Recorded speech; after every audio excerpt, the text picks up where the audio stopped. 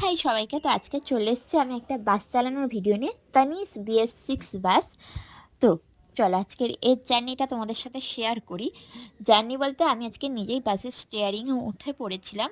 তো আমি প্রথমে সেকেন্ড গিয়ার দিয়ে বাসটাকে বাড়ালাম। আর সেকেন্ড গিয়ার দেওয়ার সঙ্গে সঙ্গে গাড়ির যে পিক আপ নেই, এসব গাড়ির মানে একদম হু হু করে গাড়ি এগিয়ে যায়। তো তোমরা এখানে দেখতেই পাচ্ছ। তারপরে সেকেন্ড গিয়ার দিয়ে কিছুতে যাচ্ছিলাম। আর তোমাদের একটা কথা বলি, ছোট গাড়িগুলো কিন্তু ফার্স্ট গিয়ারে যেমন বাড়ানো হয়, বড় বাসগুলো কিন্তু সেকেন্ড গিয়ারেই বাড়ানো হয়।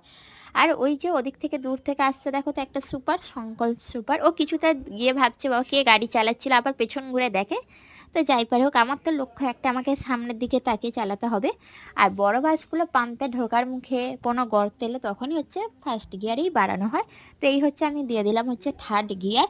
দিয়ে গাড়িটা ফুল পিক আপে নিয়ে আমি চালিয়ে নিয়ে যাচ্ছিলাম। তবে আমার খুব ইচ্ছা আছে যে খুব তাড়াতাড়ি ধর্মতলা তো বকখালি আমি একটা বাস চালানোর ভিডিও করব। তবে বিনা লাইসেন্সে নয়, লাইসেন্স নিয়ে, কারণ আমার লাইসেন্স করতে দেওয়া আছে।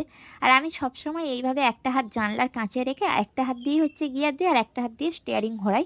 নাহলে জানলাটাকে না ধরলে আমার মনে হয় আমি কোনো সাপোর্ট পাচ্ছি না।